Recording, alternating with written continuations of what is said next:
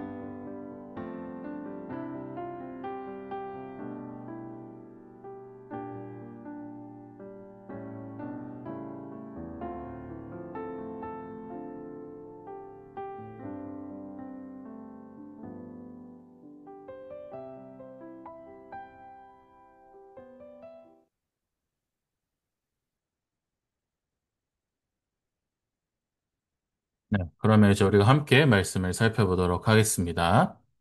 오늘 말씀에서 가장 여러 번 등장하는 표현이 여호와의 명령을 따라라는 문장이었어요. 이 표현은 이제 이스라엘 백성의 광야 여정을 지배했던 삶의 원칙과도 같은 말이었습니다. 하나님의 명령이 이스라엘 백성들의 삶의 기준이 되었던 거예요. 이스라엘 백성은 언제 출발하고 또 언제 멈출지를 하나님의 뜻대로 결정을 했습니다. 그 이스라엘 백성들의 삶의 기준이 오직 여호와의 명령이 되었던 거예요. 성막 위에 구름이 머물 때는 백성들이 멈췄고 또 구름이 떠오르면은 행진을 했습니다. 이렇듯 백성들의 이동과 멈춤이 하나님의 명령에 따라서 결정이 되었던 거예요. 또한 이 여호와의 명령을 따르는 순종에는 상황에 따라 달라지지 않았어요. 다양한 상황들로 예를 들고 있는데 구름이 하루만 머물러도 또 며칠 머물러도 또 한 달 이상 오랫도록 머물러도 백성들은 변함없이 여호와의 명령을 따라 움직이거나 머물렀습니다. 이것은 순종이 자신의 상황이나 나의 감정에 따라서 좌우되지 않고 하나님의 뜻에 따라서 일관되게 이루어져야 한다는 사실을 우리에게 보여주고 있는 것입니다. 이스라엘 백성에게 순종은 반복적인 삶의 훈련이 되었어요. 오늘 본문에서 이 여호와의 명령을 따라라는 표현이 몇 번 등장했나요? 아까 각자 세어봤을 텐데 무려 7번이나 사용이 되었습니다. 그만큼 하나님은 백성에게 지속적인 훈련을 통해서 말씀을 듣고 그대로 따르는 삶의 자세를 가르쳐 주셨던 거예요. 그래서 오늘 말씀을 통해서 나는 과연 하나님의 말씀에 순종하면서 살아가고 있었는지, 하나님은 기다리라고 하시는데 나는 내 계획대로 먼저 달려가고 있지는 않았는지, 우리가 돌아보기를 바랍니다. 그럼 이제 우리가 오늘 말씀 내용을 바탕으로 질문을 하면서 묵상하는 시간을 갖도록 하겠습니다. 첫 번째, 왜 하나님은 구름과 불기둥으로 인도하셨을까요?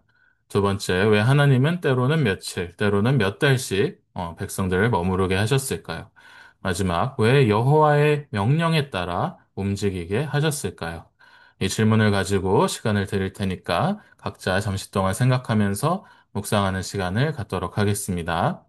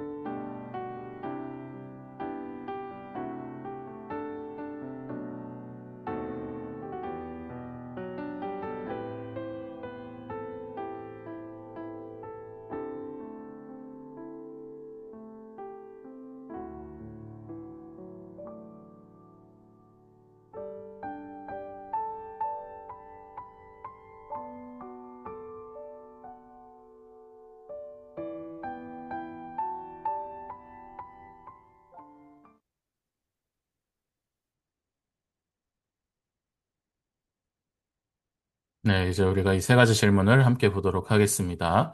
첫 번째, 왜 하나님은 구름과 불기둥으로 백성들을 인도하셨을까요? 이 하나님께서 구름과 불기둥을 통해서 이 이스라엘 백성들을 인도하신 것은 그냥 이스라엘 백성들이 편하라고 편리함을 위해서 그렇게 하신 것은 아니었습니다. 광야는 어떤 곳이었죠? 광야는 생존이 쉽지 않은 곳이에요. 길도 표지판도 없고, 낮에는 엄청 덥고, 밤에는 엄청 추운 곳이 바로 광야였습니다. 그 가운데 구름은 백성들을 그 뜨거운 열기로부터 보호해줬고, 밤의 불기둥은 차가운 사막에서 따뜻함을 제공하고 백성들의 안전을 보장해 주었습니다. 무엇보다 이 구름과 불기둥은 하나님이 늘 함께 이스라엘 백성들과 함께 계신다는 눈에 보이는 증거가 되어줬어요. 백성들은 성막 위에 머무르는 구름을 보면서 지금도 하나님이 우리와 함께 하시는구나. 이 사실을 매일 눈으로 확인할 수 있었던 거예요. 지금 우리는 비록 하나님이 우리를 인도하시는 것을 눈으로는 확인할 수 없지만 하나님은 눈에 보이든 보이지 않든 항상 인도하고 계신다는 사실을 우리가 기억하면서 순종하는 저와 여러분들이 되었으면 좋겠습니다. 두 번째, 왜 하나님은 때로는 며칠, 때로는 몇 달씩 한 자리에 머무르게 하셨을까요? 사람들은 보통 빠르게 결과를 보고 싶어 하죠. 계획대로 되지 않으면 금방 조급해지고 지금 이 자리에 오래 머무는 것이 의미가 없다고 느낄 때도 있습니다. 그러나 하나님은 이스라엘 백성에게 철저히 그분의 타이밍을 따르는 삶을 계속해서 훈련시켰어요. 어느 날은 하루만 머물다가 떠나기도 하고, 어느 날은 몇 달씩 같은 곳에 머물게 하셨습니다. 백성들은 그 이유를 묻지 않고 구름이 떠오를 때까지 기다려야 했어요. 이렇듯 하나님은 광야의 시간을 통해서 이스라엘 백성들의 마음을 다루고 하나님을 의지하고 멈추고 기다리는 법을 가르쳐 주신 거예요. 우리의 인생도 마찬가지입니다. 우리는 어떤 자리에서는 왜 이런 상황이 오래 가는 걸까 하고 불만을 가질 수 있지만 하나님은 그 자리에서도 우리를 단련하고 계시고 때로는 멈춤 그 자체가 하나님의 계획임을 깨닫게 하시는 거예요. 마지막 세 번째, 왜 여호와의 명령에 따라 움직이게 하셨을까요? 오늘 말씀을 보면은 아까 우리가 살펴보았듯이 여호와의 명령을 따라라는 표현이 무려 7번이나 반복이 되었어요. 이 표현이 이렇게 많이 사용된 것은 하나님께서 자신의 백성이 어떻게 살아야 하는지를 명확하게 보여주고 계신 것입니다. 이제 이스라엘 백성들은 애굽에서 노예로 살다가 이제 막 해방된 백성들이었죠. 스스로 삶을 계획하거나 판단할 수 있는 능력이 없었을 거예요. 하나님은 그런 이스라엘 백성들에게 어떻게 살아가야 하는지를 새롭게 가르치시고 훈련하신 거예요. 하나님의 말씀, 하나님의 지시, 하나님의 타이밍이 기준이 되어야 한다는 것을 철저하게 훈련시킨 것입니다. 우리는 중요한 순간에만 하나님의 뜻을 구하려고 하기도 하지만 이 이스라엘 백성들은 일상의 모든 이동과 또 머무는 정착조차 하나님의 명령에 따라 결정을 했어요. 이 말씀은 우리에게도 내가 지금 결정하고 행동하는 모든 일이 과연 하나님의 말씀에 근거한 것인가를 질문하게 만듭니다. 믿음의 삶이란 크고 대단한 것보다 매일의 작고 반복되는 순종에 자라나는 것임을 우리를 통해 깨닫게 해주는 말씀이었습니다. 그래서 오늘의 결론은 하나님의 인도하심을 따라가자.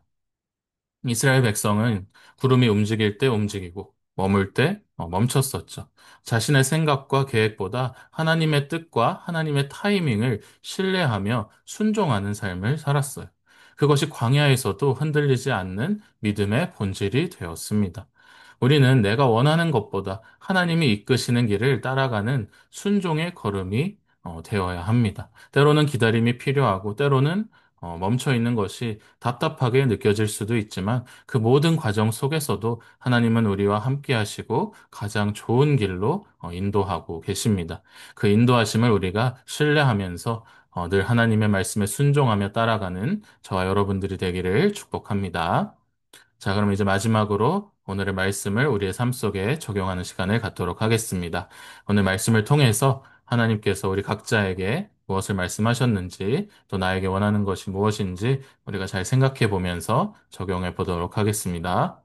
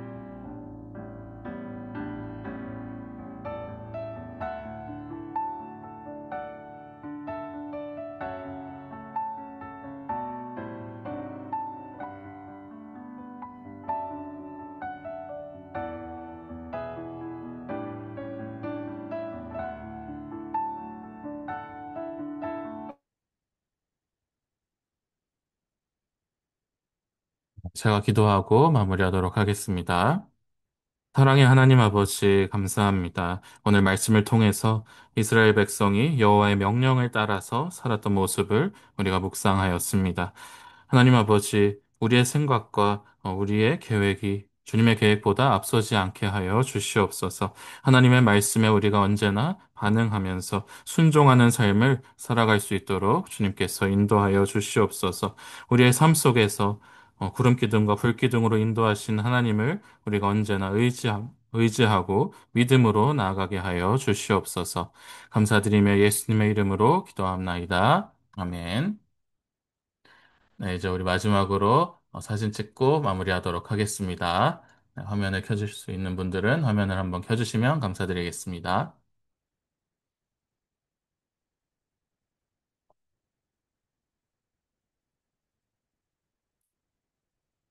네, 자, 찍도록 하겠습니다. 하나, 둘, 셋. 네, 감사합니다. 오늘도 고생하셨습니다. 평안한 밤 되세요.